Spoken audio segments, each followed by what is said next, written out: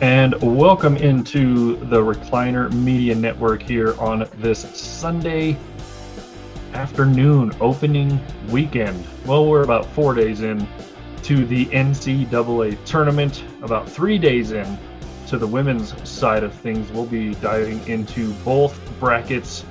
We'll look at the Recliner Media Network's brackets as well to see who's leaning toward getting some prizes here in the next couple of weeks.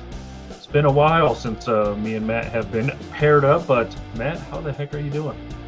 Good. I'm doing good. I've been good. Been busy, super busy. But yeah, I'm happy to be back on here and chatting some round ball, some pumpkin ball, whatever you want to call it. But I'm excited. I know we're gonna get into it, but this has been a pretty good tournament so far as competitiveness. You know, there's been a lot of blowouts, yeah, but there's been some good games. I've seen some good games on both sides. Yeah, Of the brackets. so we'll dive into both men's and women's. Which one do you watch more of? Again, how's your bracket doing? I think there's only a handful of clean or undefeated brackets left in the country, apparently. I would love to be that person, Matt, by the way, who keeps track of how many undefeated brackets are still left in the country. And obviously you have your different networks, your ESPN brackets, your CBS brackets, your whatever brackets. And so I would love to be that person who keeps track of whose bracket is still clean. And I think I saw something on ESPN. There was only I don't remember the number, maybe like 3 undefeated brackets left after Iowa State won today. And they were down in that first half, and they came back and absolutely mopped the floor with Kentucky. So they will move on, and obviously we'll see who they get in the Sweet 16, and Sweet 16 starting to round up about 8 teams in, so about half of it is ready to go. Women's side, we're getting a few teams into the Sweet 16. Those games just started today. Second rounds just started today. They will continue tomorrow, as again only a couple teams have won. North Carolina is into the Sweet 16. They won earlier today. Michigan beat NC State earlier today. I thought NC State would have put up they were in it, hanging around, and they just couldn't close really, and gave Michigan Olivia Olson, the all Big Ten All-American, finally came alive in that second half. I know they discussed it a lot on the broadcast, Matt, but I mean the sophomores that Michigan has, obviously you're playing in the Big Ten, a tough, powerful conference, especially on the women's side of things. And yeah, the sophomores came to play. Silas Swords, 26 points. Olivia Olson, 28 points. So that dynamic duo did their thing to knock out NC State. So once again, the Michigan Lady Wolverines into the next round, and of course LSU absolutely. We need a stronger word for demolished. Yeah, we need a heavier adjective than demolished. Lit them on fire. Whatever it is, yeah, that game wasn't even close. And once again, LSU, and you saw the emotions from Flau'jae Johnson when Kim Mulkey subbed her out, her final home game at LSU. And obviously in women's, you play the top few seeds play the first 2 games at home. So she got to enjoy her last NCAA tournament, first 2 games at home, and they absolutely again blow out. Again, I don't know if we can think of it, but they absolutely blew out Texas Tech, who was a 7 seed. Matt, you thought they would have put up more of a fight. They didn't really. LSU's kind of like they got they're putting it all together. They're kind of starting to steamroll. They steamrolled Jacksonville in that first round, and then they just steamroll Texas Tech. They have little lapses like in the first quarter, and then in the second quarter, then Kim Mulkey, she was ticked off in the Jacksonville game. I don't know if you saw that, about the way that Jacksonville scored too many points in that first half. She was ticked off about that. So, there's definitely edge to LSU. There's a lot of emotions going on, especially with Flage. And then you got Malaysia Funwale that's there from South Carolina, who's kind of that I guess I don't know if you want to call it unsung hero, but just that person that hasn't got as much shine as Flage has, but we know she's there. We know she's over there. So yeah, that LSU, man, I don't have them going. I have them losing to UCLA in the round of 8, but I think they're rolling right. They got something going, and this is the time to get something going, you know. So we'll see. They're scoring a lot of points right now. Yeah, and Kim Mulkey, obviously a 3-time NCAA championship coach, 3 with Baylor. We'll get into them here as they're playing Duke right now. Not looking good for the Bears. And then obviously 1 with LSU a couple years ago with Angel Reese, Flage, and that group. And then the other team so far into the Sweet 16, first time since 2005. How about the Minnesota Golden Gophers knocking off Ole Miss? And that one was a crazy ending. Don't know if you saw the ending of that one, but it was absolutely nuts. Battle made a game-winning shot. The time did expire as she made the shot, but they put 0.8 seconds back on the clock. So Ole Miss did have time for a catch and shoot, and they had an open look from the 3-point line and just couldn't make it. So Minnesota finds themselves into the Sweet 16. They will wait the winner of UCLA and Oklahoma State. And so we will see the winner of that one here tomorrow. So yeah, both men's and women's have been exciting once again. More of the men's are in the Sweet 16 right now. We kind of mentioned them. Duke, as they knocked off TCU. Michigan State won. Nebraska knocked out Vanderbilt. How about Nebraska? I mean, first time they've been this far ever in their school's history. It's the first time they won an NCAA tournament game yesterday.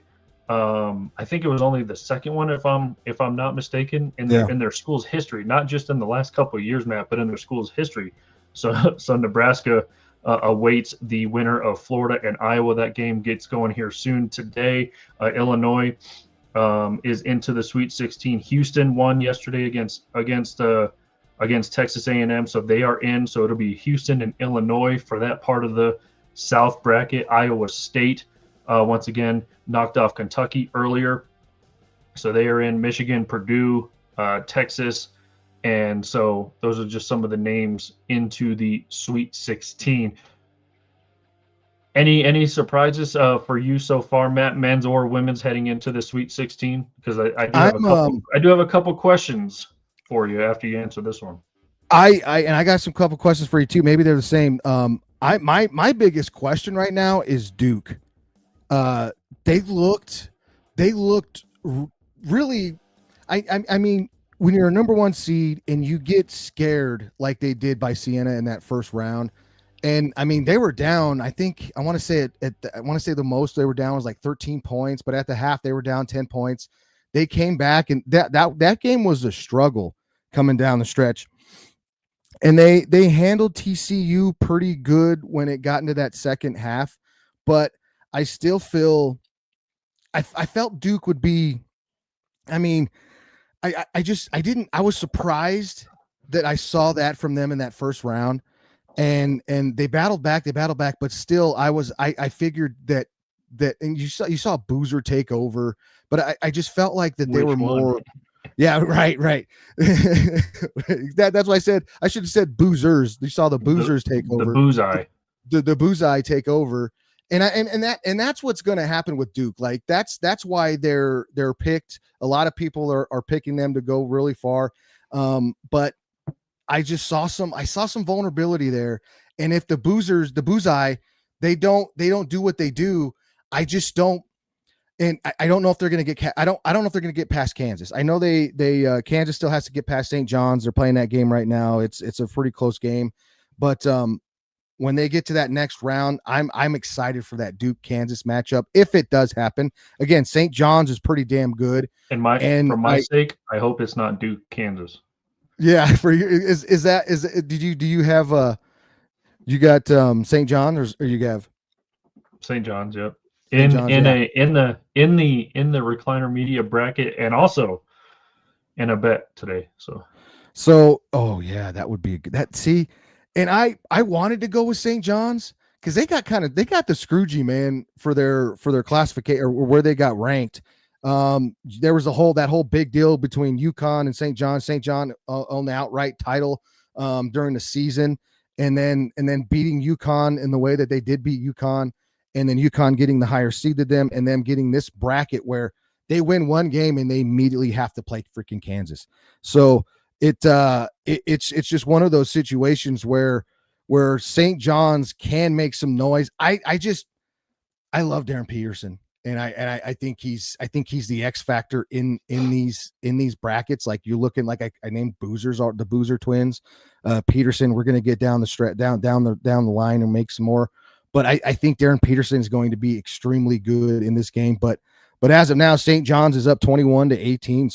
So maybe I'm wrong. And for your sake, I'm hoping you're right because I know you got money on this game. But man, like I think Duke is something on the men's side that is a question mark for me. Like I'm really curious to see if when they come up against, if it is Kansas or even if it is St. John's, the St. John's presents a different kind of problems for this Duke team. So that's what I'm looking at. I was excited about what I saw from VCU. That VCU North Carolina game might have been the best college basketball game I've seen in a while.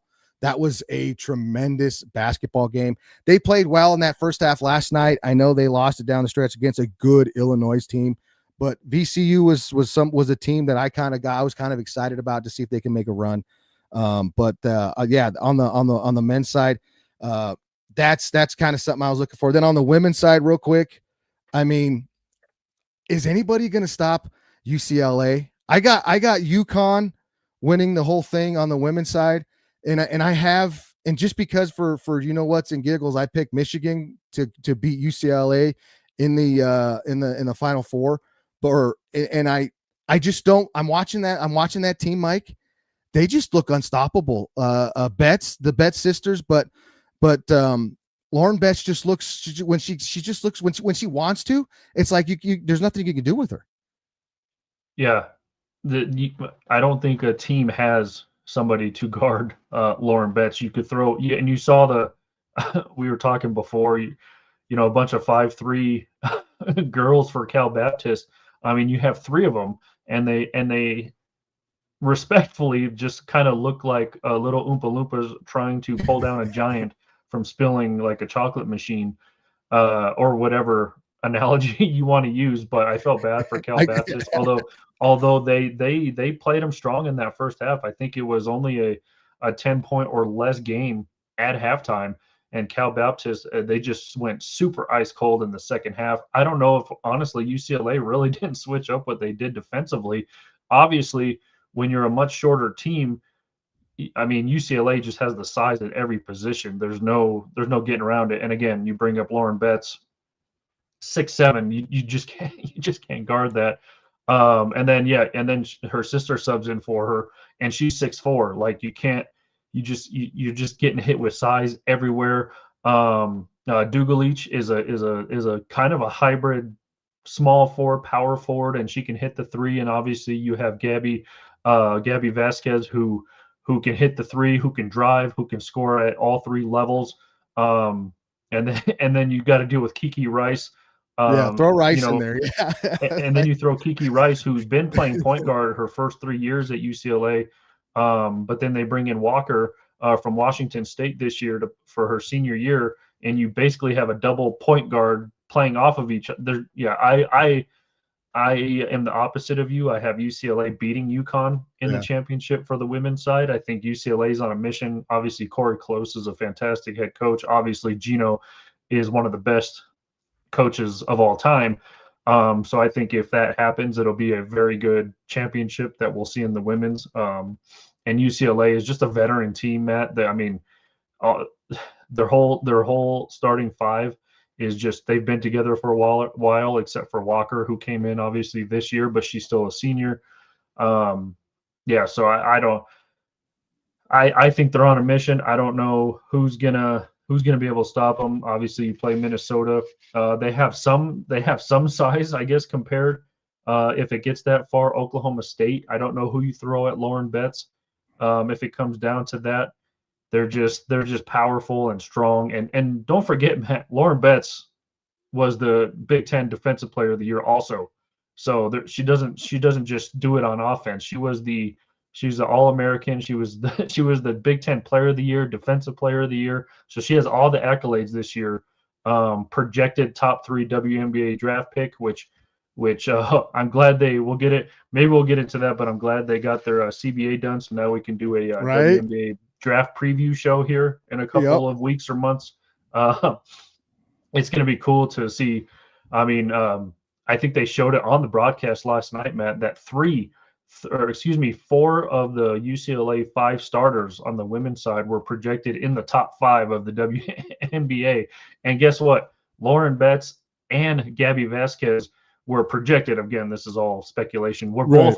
We're both projected to go to the Washington Mystics. If that happens, Matt, Oh my gosh. they might be my new favorite WNBA team when you add them to Sonia Citrone, Yep. Kiki Ariafin, and Lucy Olson. Come on now. That's ridiculous. That's ridiculous. And they're just loaded. And I mean, you mentioned the Betts sisters, the Grandview sisters. They're Colorado kids. They went to school here, and local high school here, and just what they're doing there in the story. You mentioned the team being around. It's like a mix of veterans, and there's some freshmen that they bring off the bench that mixes in. Close talks about that a lot, about how there's a good flow with the team chemistry that they have there. So yeah, it's starting to look like, and when I look at UConn, I mean, you got AZ. You can't look away from AZ and what she does, but you just and when it gets into these, like the college basketball, coaching really shines. And you just look at Gino Ariama, and it's just it's hard to look away from the GOAT and to see what UConn has been doing this year. But when you look at UCLA, like their side of the bracket that they got going, that we're kind of putting the cart before the horse here. They still got to play Oklahoma State. Anything can happen, right? But we're pretty sure that's going to be the case. So they draw an LSU, potentially LSU or Duke potential in the round of 8 if they get that far. So the bracket kind of stacks up, and then after that, I'm looking at this like you go look at the bottom half of that women's bracket, the Fort Worth 3, that bottom half of that bracket. You got Texas down there, you got West Virginia down there, you got Louisville down there, and then there's Michigan down there, there's Alabama's down there. So you got some teams that can come out of there and give UCLA maybe some fits, but I just don't see even Michigan. I mean, Michigan played UCLA during the season really well, really close. I think that last game they played was like a 3-point game coming down the stretch in the end. So you can look at Michigan and say maybe they have something for them, but yeah, other than that, I think it's like really we're looking at UConn and UCLA here. I want to look at SC, South Carolina, but I don't know. There's been some. I mean, you can never count out Coach Staley, but I just don't know if they're beating UConn. I really don't, and they might not even beat Iowa. If Iowa can get past Virginia, and TCU, and if TCU wins and what, I don't even think they can get past Iowa. So there's question marks there with South Carolina.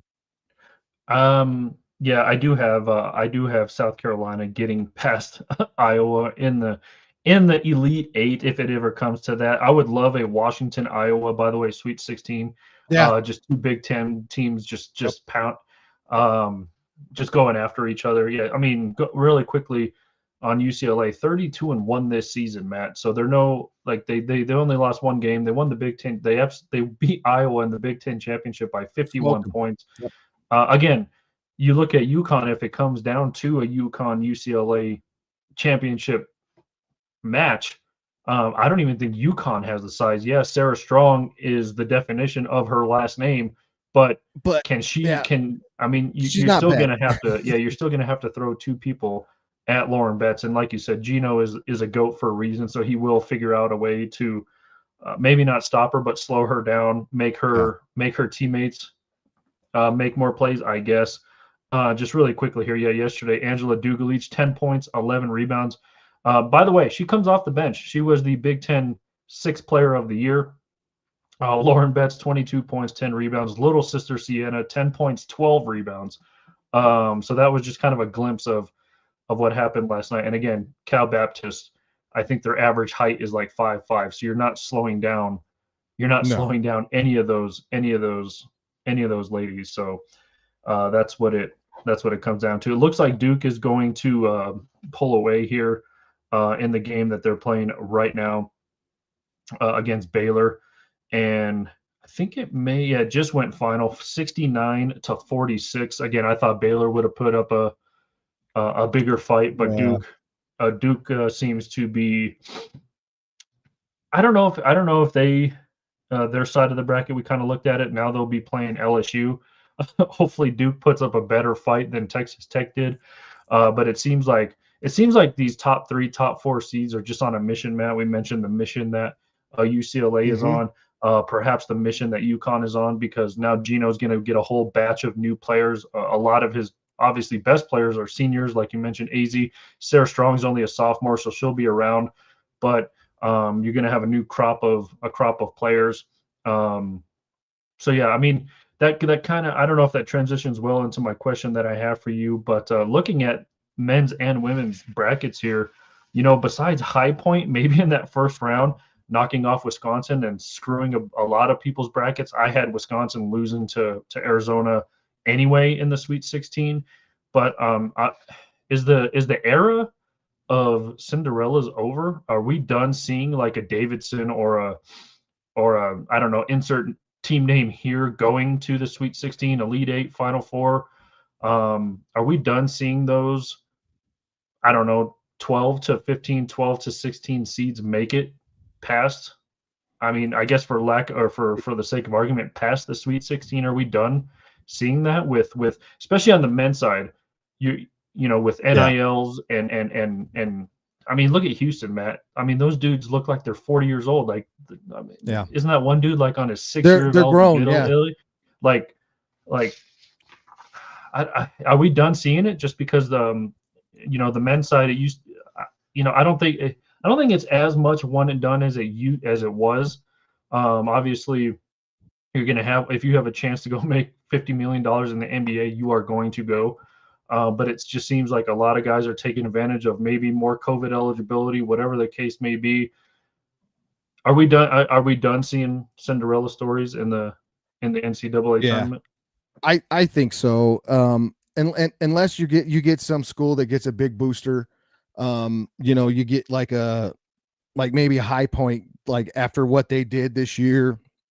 They got some dogs on that team, man. They got some players. And that coaches ass off in both of those games, or in that game, I should say, or in both of those games, he coaches. Yeah, they gave Arkansas a fight too. Yeah, and Arkansas is a good team.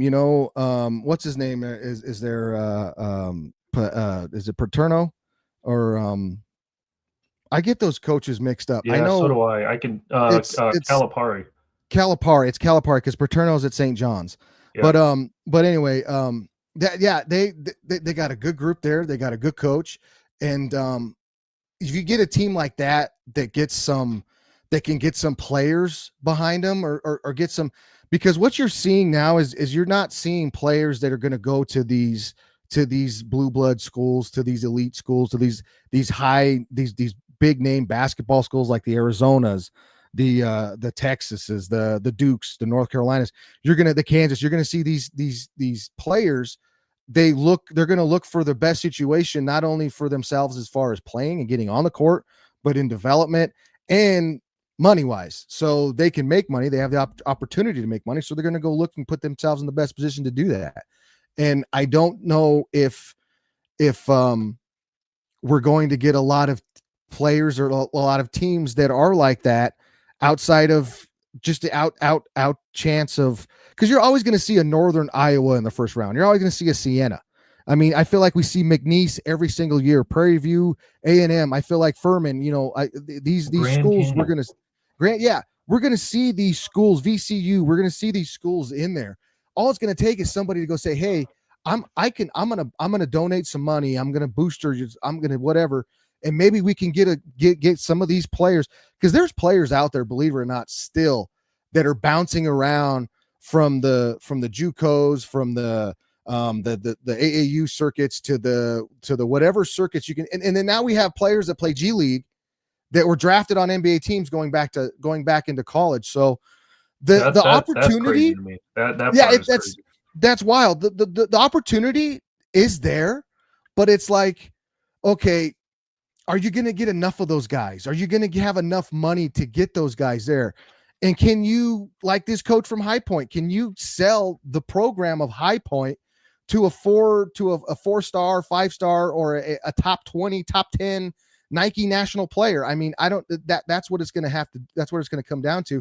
And then they're going to want money, and I mean, if you can offer opportunity of money, playing time, and success, then you're going to get those guys. And right now, only the schools that can offer that are the schools that usually do, the big schools. So I don't think it's going to be anymore, but I'm hoping that it could make teams better, but I don't think you're going to get, because I mean, is Steph Curry going to go to Davidson? Is he going to go there when he goes like, is a Steph Curry type of player going to go to that school now? Is Dwayne Wade going to go play for a Marquette? Like, is that kind of player going to go there? Like, I'm trying to think of other names of crazy of players that went to these different schools, like outside of recruiting the opportunity to play basketball for a prestigious program. Now you have to recruit money. Now you have to recruit boosters. Now you have to recruit NILs. Now you have to recruit all this other stuff. So I don't know. I don't think that it's going to be around it much longer. I don't think that we might see a school that goes and gets a bunch of these players, like a last chance U situation, to get all these players that got cut, to get these players that are hanging around in JUCOs that are last chance stuff. We might see a team like that, but I don't know. I don't think so, because of with the NIL and the many opportunities that are going to be out there to go to school. Yeah. And to stay in school. I was going to say, yeah, the NIL is crazy. So that's kind of keeping a lot more players in school, where I guess you're not guaranteed an NBA contract at that point. So, hey, I'm going to stay in school and make a couple $1 million or whatever the case may be. So we'll see. We'll see if a 12 through 16 seed can make a run at it, like we've seen, in years and decades past. But seems to be the end. Seems to be the end of that trend. Really quickly here, 2 games in progress right now on the men's side. St. John's hanging on by 8 as that first half is coming to a close, and then Virginia and Tennessee going at it right now. Tennessee holds a 4-point lead. That first half is just under 15 minutes to go. Again, 2 games are final in the men's side. Purdue took care of Miami earlier, 79-69 at Iowa State. As we mentioned, knocked off Kentucky 82-63. We mentioned on the women's side, Duke just won a couple minutes ago, so they are on to the Sweet 16. Oregon and Texas just started. Texas with an early 5-point lead. About 3 minutes left in that first half. And the other games final, North Carolina knocked off Maryland. Michigan knocked off NC State. So those are the finals. And again, Minnesota with a wild, crazy finish, knocked off Ole Miss 65-63, and LSU absolutely, again, just destroyed Texas Tech 101-47. That was absolutely insane. And again, Duke 69-46 over the Baylor Bears. And yeah, you mentioned you have UConn beating UCLA in your women's side. Who do you have on the men's side going all the way? I got Kansas and Arizona. I'm old school. I'm going early 2000s, 90s, late 90s basketball, Kansas and Arizona. And I got Arizona winning, but I just I watched I wanted to go Michigan. But Michigan has to get through look who Michigan has to get through if they get past because they still have to is that Alabama Texas Tech games on yet? I don't even notice. I don't even know. I can't even see that one. But anyway, they have to I get don't think I think it's today, but it hasn't started it has to yet. start. Yeah. Yeah, they start later tonight. So I'm just like I got Alabama, but Texas or Alabama, that's going to be a tough game. So they have to get through that game, and then they're going to have potentially either Virginia or Iowa State, or I said that right. Virginia or Iowa State on that on that other side. That's going to be a tough matchup just to get to Arizona. Purdue and Arizona, if it gets that way, I know Texas and Purdue still have to play, and then we're gonna have Arizona if they beat Utah State, which again we're penciling some of these things in already as because they haven't even really happened. But yeah, I mean we're just going through how we're our just path going through leads there. Yeah. right. But so I got them beating Utah State, and then that Arkansas Arizona game, that's gonna be a tough game, and I got them winning there. So you just look at kind of like what I like to do. Kansas has Florida in their bracket. They have Houston in their bracket. That's a tough stretch if they got to play either one of those two teams. And fortunately for them, those two teams have to play each other. Houston still has to play Illinois. That's a tough matchup for those teams. So I think some of these teams, if you look at it, it's who has the easier route to that game. And I think you could look at Michigan and say, okay, they could have a good route to that game because they just have to potentially play Alabama, Virginia, but those are still good teams. That Purdue Arizona game, if it happens, if Purdue beats Texas in the round of 16 and Arizona does get past Utah State and they beat Arkansas, that's going to be a hell of a game too that I think could potentially beat that Arizona team up. And then it's just that's a tough road to get to that bracket, but like I said, I got Kansas and Arizona. I'm old school 2001, bringing it back old school, but I got Arizona winning just because I'm, I like that. But Florida's good. Houston could pull something off. Michigan, I've been on Michigan all year. I love the way that team plays basketball, and they could make some noise, but I just don't know if what that bottom of that bracket's going to do to them between if it's Alabama, Virginia, or hell, even Texas Tech. Yeah, that and the Purdue matchups that's what my bracket is hinging on, Matt. To be honest with you, I have Purdue beating Arizona in the Elite Eight, and then you mentioned Michigan getting through their Midwest circuit.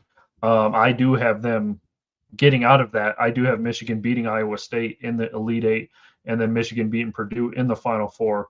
And then I have Michigan facing up against Duke in the championship, and Michigan ultimately winning. So my bracket hinges on a lot of those. I do have Illinois beating Houston in that South region, and then I have Florida beating Illinois to get to the Final Four. My East, the top left corner of my bracket is looking pretty darn good, man. I'm undefeated on that bracket, on the East bracket, and that's kind of hinging on St. John's today. So hopefully they can hang on. But yeah, I do have Michigan as the national champion on the men's side. So that's but and another thing too, like what I like about this season, like. You can look at this season and say, if you make it through this is like, I'm not putting asterisks over, past champions or anything like that, but we got Duke, Kansas, Florida, and Houston all intact.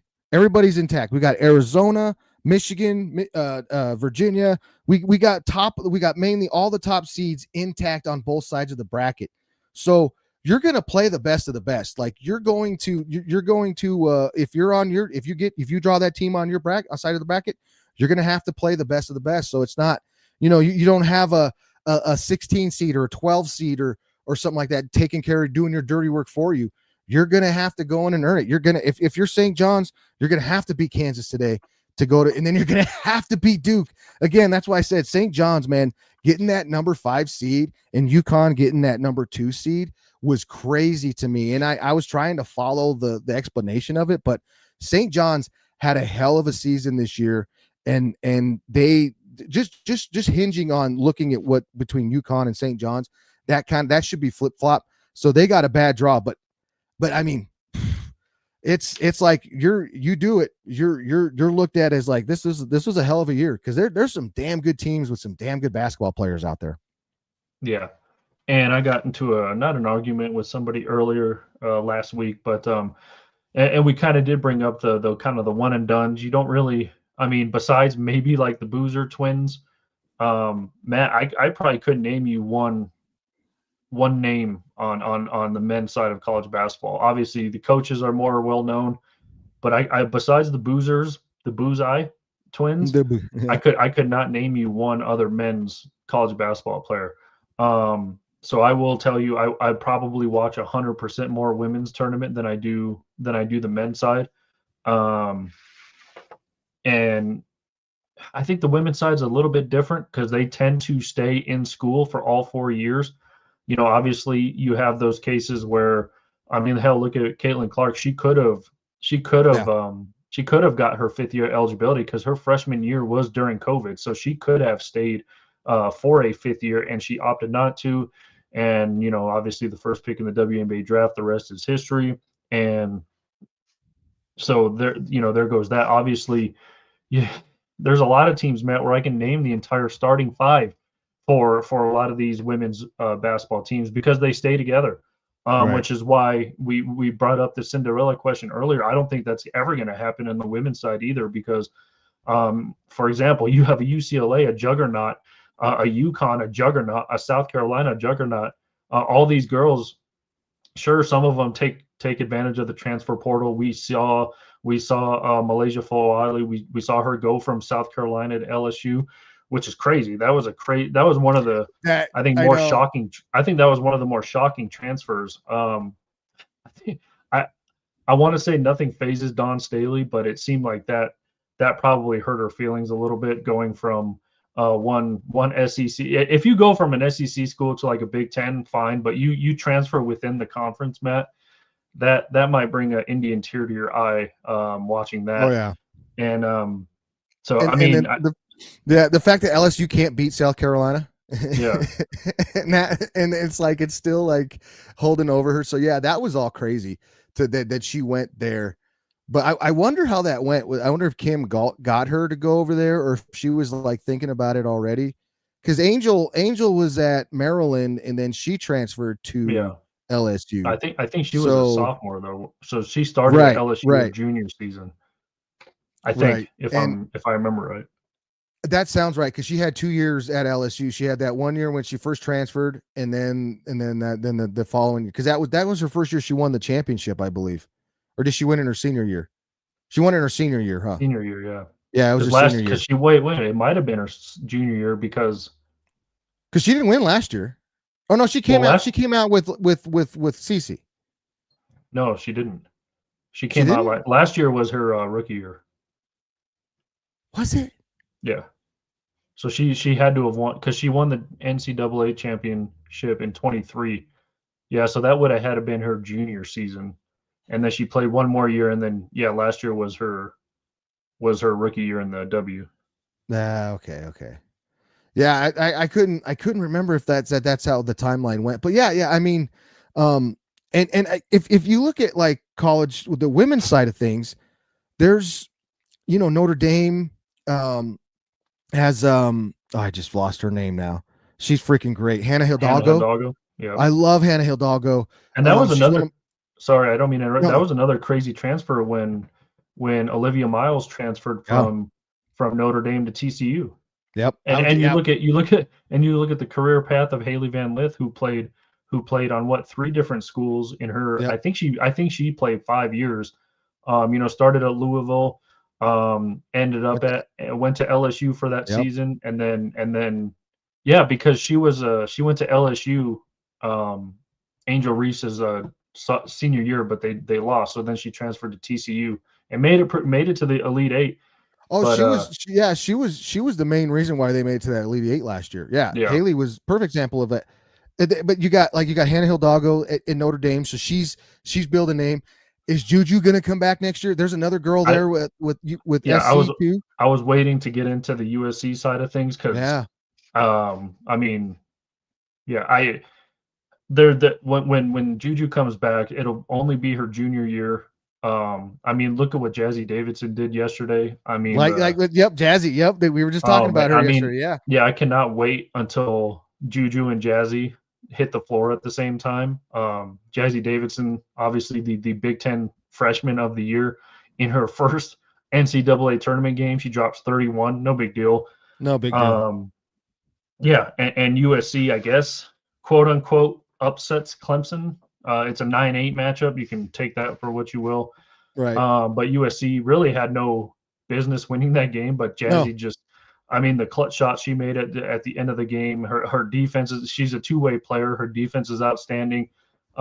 She had multiple steals. Like Clemson couldn't even get over the timeline, and Jazzy Davidson was pickpocketing people. So it was, I mean, yeah, I literally got on my phone and ordered a Jazzy Davidson USC We were jersey. talking.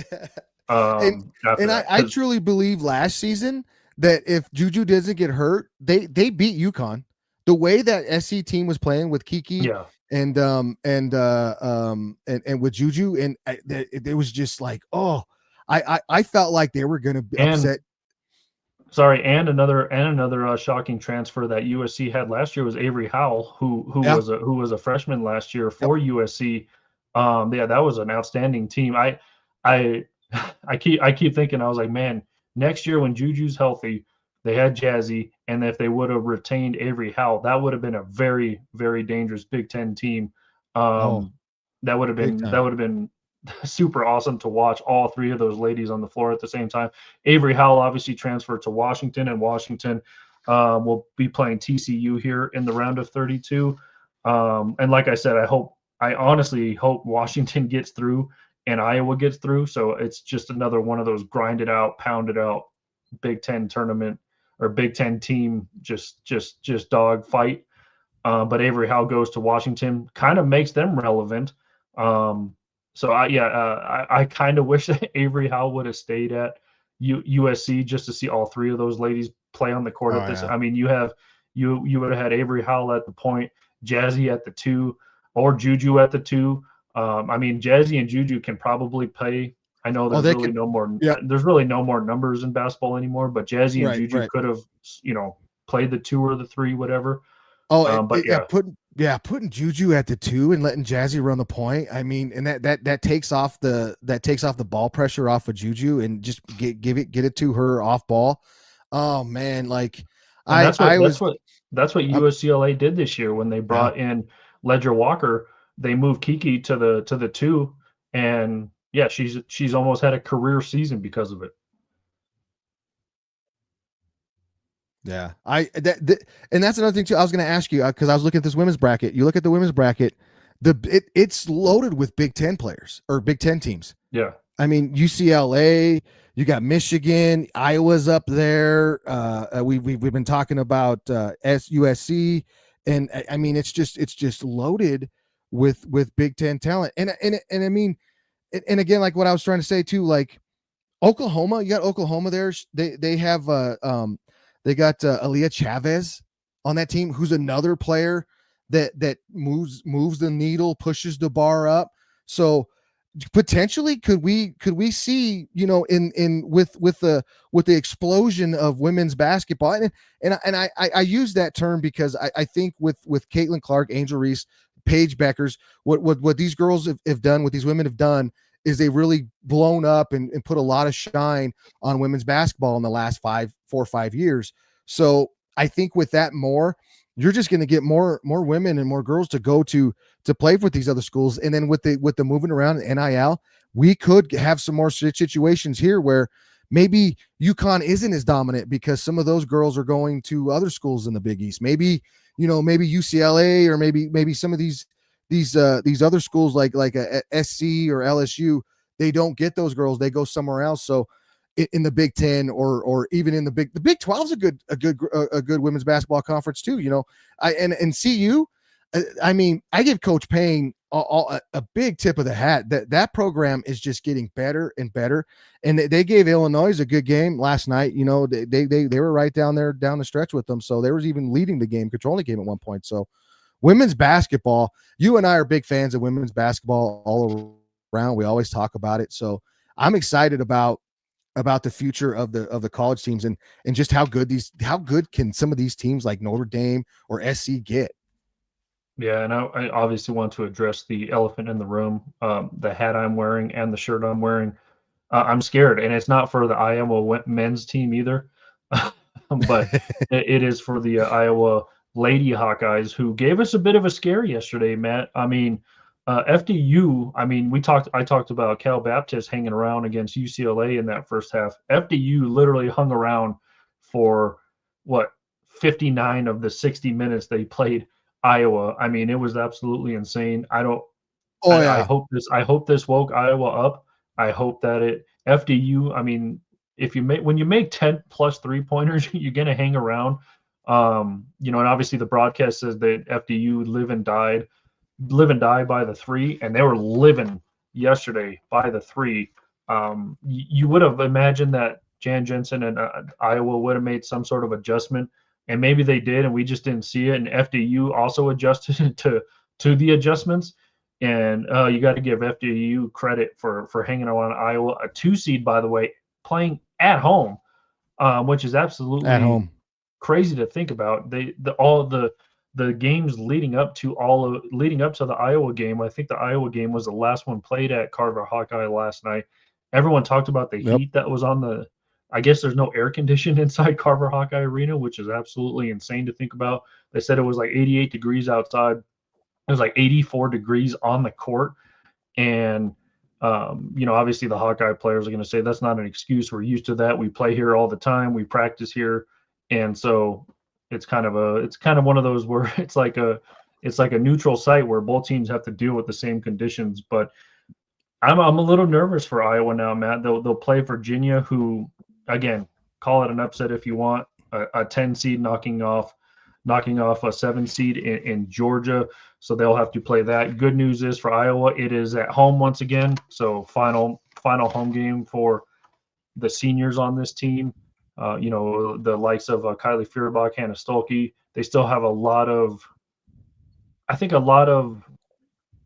excitement to look forward to in their future. Yeah. I mean, you look at the dominance that Ava Hayden played with this whole season. They're a 6'4" center. She's only a sophomore, so she's only going to get better. We'll see what her ceiling is the next couple of years. You have Chit Chat Wright at the point. She's only a sophomore. Really grew into just a leader all around when you're talking about leading the team on the court. Another transfer from Georgia Tech last year, came off the bench for Georgia Tech last year. Obviously, you're going to lose the defensive prowess that is Kylie Feuerbach. You're going to lose Taylor McCabe, who got hurt just over halfway through the season with an ACL. She's a senior, so you're already missing that 3-point threat that you kind of depended on all year. And obviously, as I mentioned, Hannah Stolke, who we talked about, Kiki Rice and maybe Juju moving positions. Hannah Stolke actually got to play her true position this year and a little bit of last year with Ava Hayden at the 5. You move Hannah Stolke, and the chemistry between them this year, Matt, was awesome. The post to post passes was absolutely cool to see. So yeah, I think Iowa has a lot to look forward to, but they got to look forward to what's in front of them there right now, and that's Virginia. And like I said, I think they gave us a bit of a scare yesterday, and I think they're going to be a tough out, but it's going to be tough for them unless this didn't wake them up, they're in trouble. God, I felt like they were sitting there and all they had to do was go back to Henning, go back to Skolke and have Wright just kind of do what she does. But it was the whole formula for that game was to charge the 3-point line and hope that they miss, which they started to miss towards the end, but they were lights out for a while there. And we were texting back and forth, I was like, they're playing down. They're not doing what got them there. Just go big and just beat them up down low. They had no answer for Hendon down low. She was 11 for 16, 29 points. And this was like, they're like Jokic numbers is what she was doing down there in the post. Just give it to her. There's nobody that was going to stop her. Nobody getting in front of her. And Stolke, like you said, she gets to play her position. She gets to do the things outside that she was forced to kind of play big and be that big presence when she's more of a slasher, more of a wing girl that can get to her shot, and has a pretty good little mid-range game just outside that key area. But it was, as soon as they decided to go where their bread is buttered, they shut the game down, and then FDU started to miss 3-pointers, and they weren't falling, so they got control of the game. But if they just dance, and Coach Hansen has them dancing with the one that brought them, like I always say, they should be okay against Virginia, a good Virginia team. But still, we saw it, just like how I was with Duke. Like, I've seen a couple like things that made me think like, oh man, like I don't know. So we'll see with Iowa. I do have them beating TCU if TCU gets past Washington. Like I have that going. But like you're saying, you're going for Iowa Washington game. That would be a great game too. But they still have to get past Virginia here, which will be a good game. I'm hoping for a good game. And I do have TCU beating Washington in the round of 32, but I do hope it's an Iowa Washington matchup in the Sweet 16, just because it's always fun to watch Big Ten teams, especially in the tournament, when you're matched up against a conference rival, conference opponent. It's just super cool basketball to see. And so we will see what happens tomorrow. Iowa will take on Virginia tomorrow. Before we do get on out of here, I do want to just kind of run down these teams. Obviously, men's and women's kind of going on at the same time, obviously. So kind of want to ask you who's going home first, Matt, between the schools that have men and women's teams still in the tournament. And obviously, Baylor we saw go home today, so both of their schools are out. So the first one on the list is Duke. Obviously, you have Duke women's, who just won today against Baylor, consequently. And then you obviously have the Duke men's. The Duke men's, obviously, we talked about the Bullseyes a lot, but they will be taking on either Kansas or St. John's. St. John's still hanging on at halftime right now against the Kansas. So Duke, men's or women's, who's going home first? I think the men will go home first. Whether they play St. John's or Kansas, I think they're going home first. All right. Yeah. Well, I mean, God, you know what? Let me take that back. Gosh, because the women play LSU. I was going to say, I have the Duke men's making it to the championship game. So you got the women obviously losing. Like, I mean, I do have them. I mean, I do have Duke. I do have Duke making it. Obviously, I mean, they've already made it to the Sweet 16, but yeah, I do have them losing against LSU. For this question, I'm gonna say, you know what? I'll stick with gosh darn it, man, that's a round of 16, because the way LSU's playing, Duke's a good basketball team, but I don't know if they have enough to slow down, because LSU can just run all those girls at them. They're just gosh. And there's always a chance that Duke can beat Kansas. There's a chance that Duke can beat St. John's. Yeah, I'll go with the girls. I'll go with the women's. Yeah, I feel like they'll lose first. Just because of where I have LSU. Them in both brackets. Yeah. I do have LSU getting past Duke. Duke has, on the women's side, Duke does have a lot more size. With Robertson, the freshman, I think she's like 6'4"-ish. She's big. She had a crazy game today, but I like you said, I think LSU just has more speed and things like that. And I think they're driven too this year. I think they're somewhat on their own kind of mission as well. Well, next would have been Iowa State. Were you surprised, by the way, that that the tank that is Audie Crooks and the Iowa State Lady Cyclones are out of it? I mean, she did drop 37 points, and I had a lot of people say, like, what the hell happened to Iowa State losing in the first round? It is just, I don't know if it was just a disappointment, what have you. I did have Iowa State losing, by the way, in that matchup. So good on me. But were you surprised that at least the Lady Iowa State, obviously they went home first because the men's won today, but right. Were you surprised that the women's went home as early as they did? Excuse me. I was rooting for them to go, because I like Audie Crooks. I like the way she plays basketball, but she doesn't play defense. And I've been fighting this all season long, like that the narrative that she doesn't play defense, and she doesn't play defense. So, She doesn't. so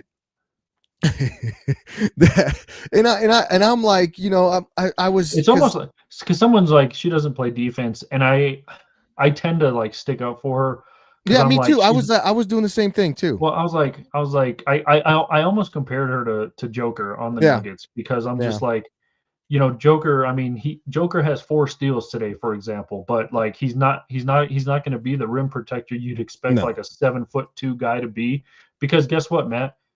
If you're a rim protector like that, you get a lot of fouls, and you cannot afford to lose that. Like his mm-hmm, offense, you mm-hmm, need his offense and his orchestrating. yep. Same with Audie Crooks in Iowa. You don't need her to get into foul trouble because if she's on the bench, you're not winning any games.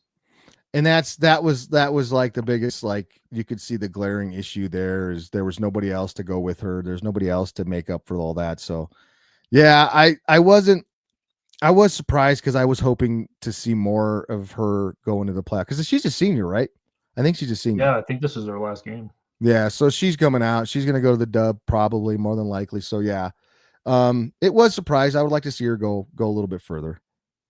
So yeah, that would have been the last or the next school on the list, but obviously the Lady Cyclones are out. And the next one, Matt, let me double check so I'm not completely wrong. The next one is Michigan State. Obviously, men's and Mhm. women's both still in it. Michigan State knocked off our Lady Rams the other day, but that's all right. They will be playing Oklahoma in the round of 32 on the women's side. Michigan State clinched the Sweet 16 on the men's side, so they await the winner of UConn and UCLA. So Michigan State, the next one on our list here, men's and women's. Who's going home first? I'm gonna say because that Oklahoma team is really good for the women's side, and so is this UConn team. But I think Michigan, the men's team can beat the men's team, but I don't think the women's team can beat the Oklahoma. So I'm gonna go with the women's team. Or I'm sorry, let me take that back. Um, no, wait, I said it right. I'm gonna go with the. I don't think Michigan State women's team will beat Oklahoma, so I'm gonna go with the boys. We are gonna So stay. The girls the are boys out. are The going boys home will stay. first, or the girls are No, going the home girls are first? going home first. Girls are going Okay. home first. See, I have them losing in the both of them losing in the Sweet 16. So I Mhm. guess I got to have some sort of tiebreaker because I do have South Carolina beating Michigan State in the Sweet 16 on the women's side, and I have UConn beating Michigan State in the Sweet 16 on the men's side. I guess if I were to flip a coin and say, I think Michigan State men's have a better chance of beating UConn than Michigan State women's Yeah. beating South Carolina. Yep. I feel the same Um, way. so I guess for that reason, I have the women going home first because I think the Michigan State men have a better chance at beating UConn than the women do beating South Carolina. But I guess anything can happen. But in that instance, yeah, I do agree that the women's team will be going home Yeah, I first. don't. Yeah, Unfortunately, I just don't think that they have enough to beat South Carolina or Oklahoma. But yeah, and Michigan State could beat UConn. So yeah, right. the men's. Yeah, yeah, definitely. We agree on that one. Next one on the list is Alabama. The Crimson Tide both are still alive.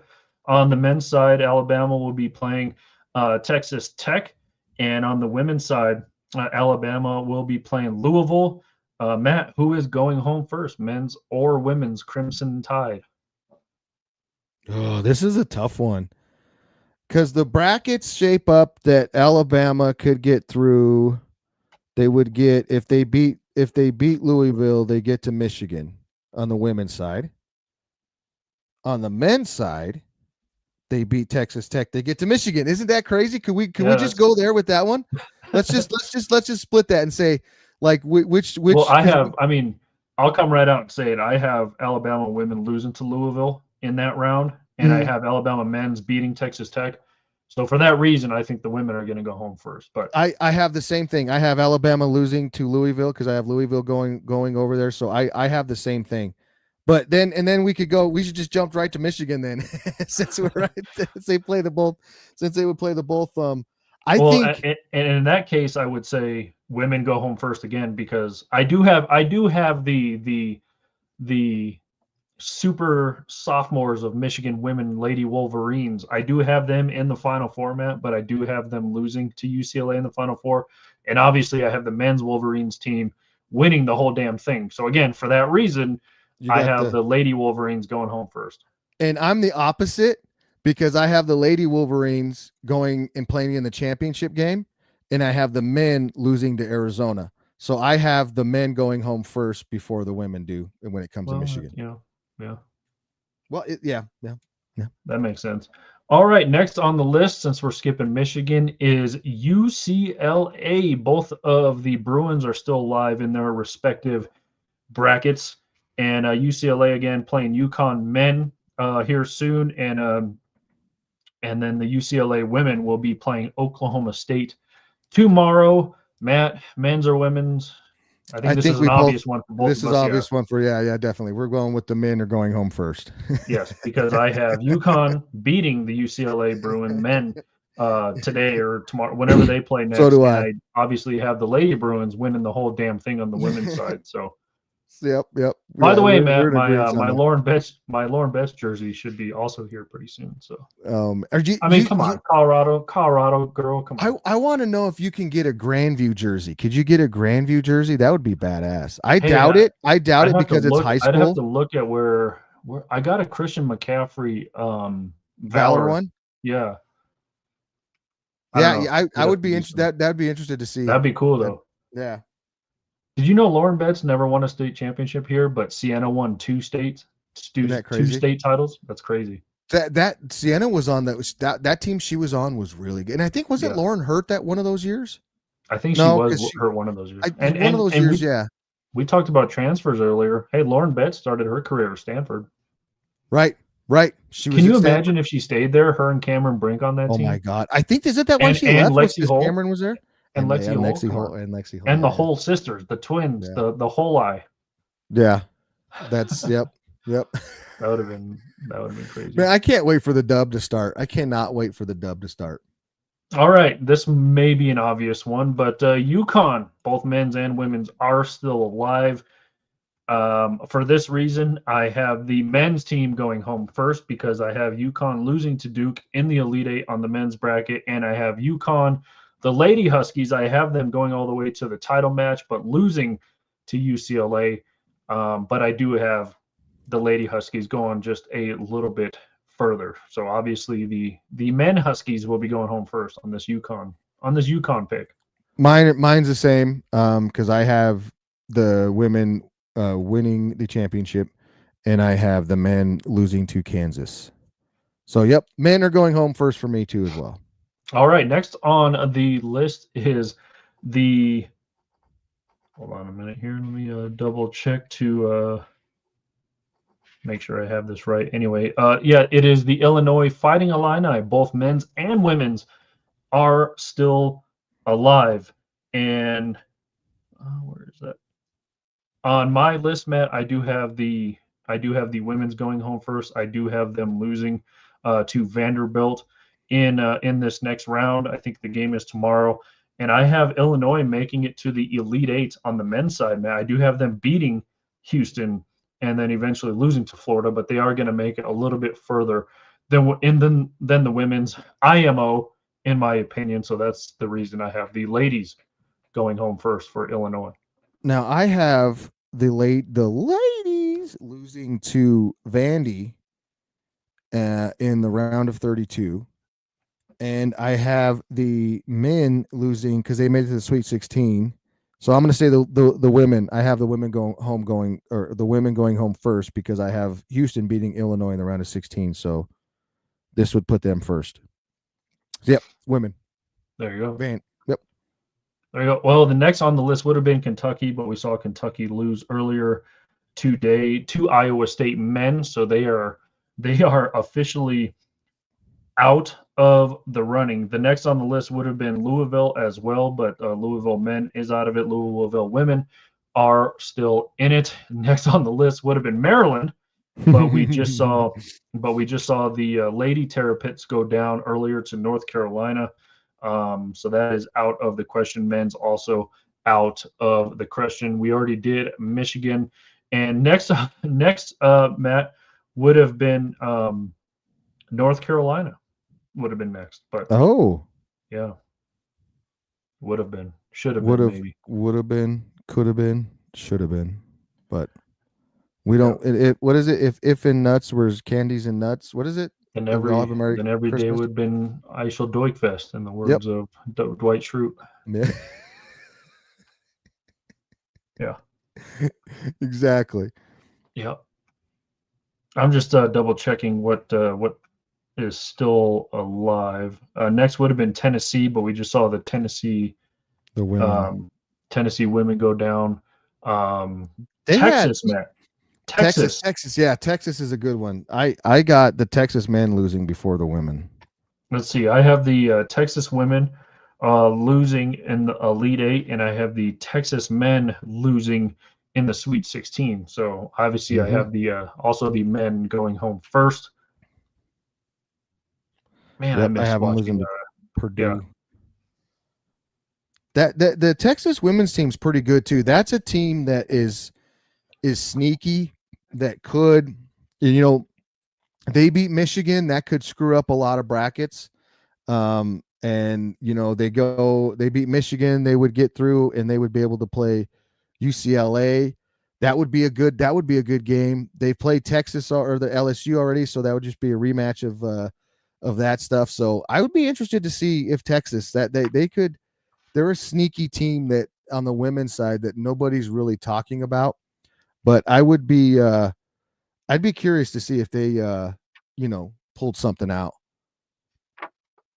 Yeah, I like that Texas team. I like last year's Texas women's team. I thought they Yeah. were gonna kind of make a run out of it, and then they did not. So yeah, next on the list is Vanderbilt. Didn't Vanderbilt Nebraska men, Vanderbilt men are out of it. Vanderbilt women are still in it though, as they will play Illinois this next round or this next game, excuse me. So obviously the Vanderbilt women are making it farther than the Vanderbilt men. But yeah, I liked last year's Texas team. I think Vic is a good coach for the Lady Longhorns down there. You lost a couple of good seniors last year as well, but Madison Booker is a really good player for them, and so yeah, and they're going to get better next year. They're getting one of the best basketball players in the state of Colorado. Brianna Crittenden's going to go over there and play for them, so that's going to be just another player that coach can have over there in Texas. Speaking of Colorado high school ladies, did you know that zero Colorado schools recruited either of the Bet sisters? That's crazy. That's wild to hear that. I know CU was in on a couple girls around here and like top, like they were in on Brianna, but that was crazy that they weren't in on. I didn't know that they didn't. I thought one of them. I thought Sienna was getting recruited by them, but I guess not. No, neither of them were recruited by a Colorado school, which is absolutely. That's crazy. That's I mean, unless it's like, see, that's what I always wonder about some of these players that come out of Colorado, whether they're male or female. Are they actively looking to go play for Colorado schools, or are they already with the mindset that they're not going to play there? Because I know it goes both ways. I know there's a big thing about, well, this is football now, but I know there's a big thing that Colorado CU Coach Prime in particular doesn't recruit local kids for whatever reason.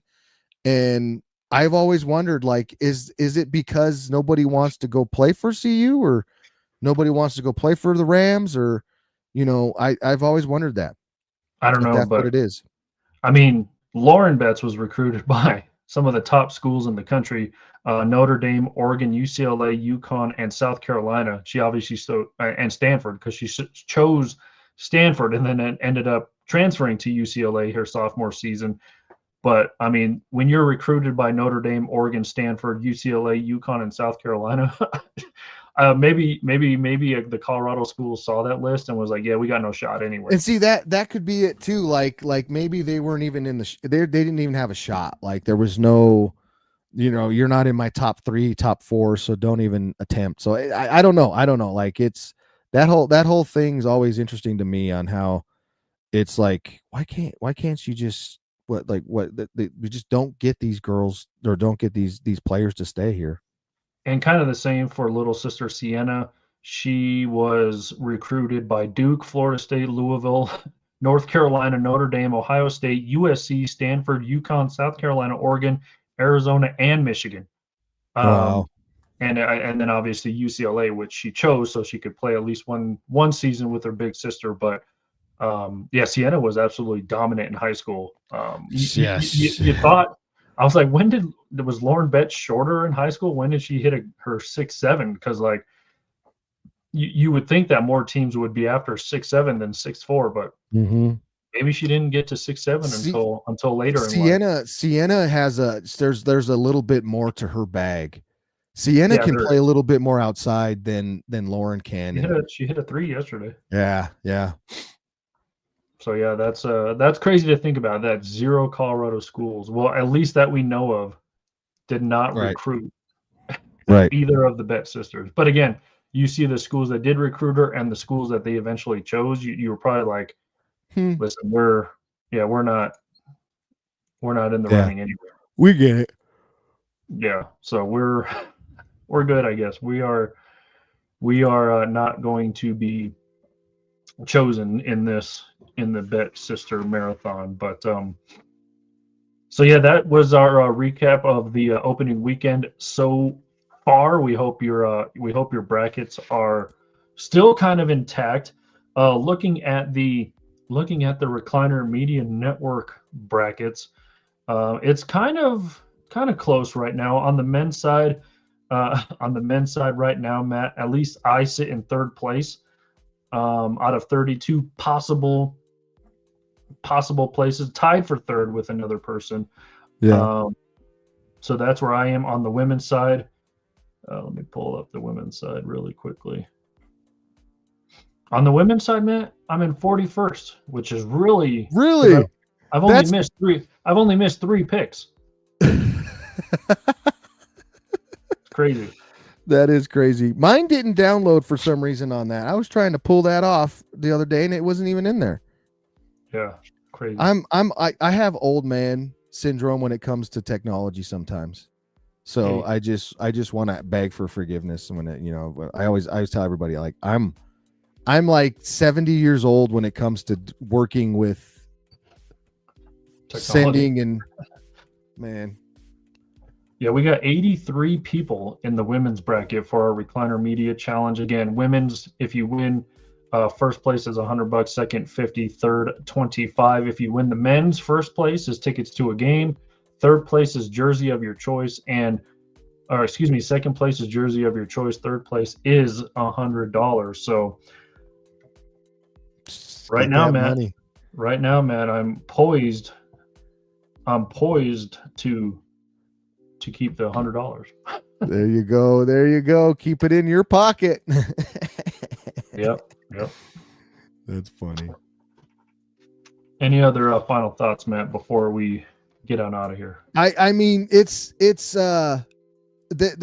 pretty straight up. I mean, both of the brackets, men's and women's, pretty straight up. Like everybody should be like, when we start getting into the 16 and the 8 in the round of 8, that's when things start. That's when your quote unquote ball knowledge starts to add up. Or maybe you just had the best mascots or the best color of each team, because sometimes that works too. So, but for the most part, your bracket should be pretty clean, unless you went all upsets and tried to get all fancy schmancy. There was not really anything out there that you could have looked at and picked circled, an upset, but outside of the High Point situation, we've had pretty clean brackets, and I'm excited. This is going to be a good close, and I feel like we're going to have some good games. There's good games tonight too. Yeah, again, the 2 games still in progress right now. St. John's with a 10-point lead now over Kansas. Oh no! With about 11 and a half minutes to go in that game. Halftime, Tennessee Number 6 Tennessee leads number 3 Virginia 36-31 at halftime. So that one is a little bit closer. On the women's side, we have a few games in progress right now. Texas leads Oregon at halftime 45-34.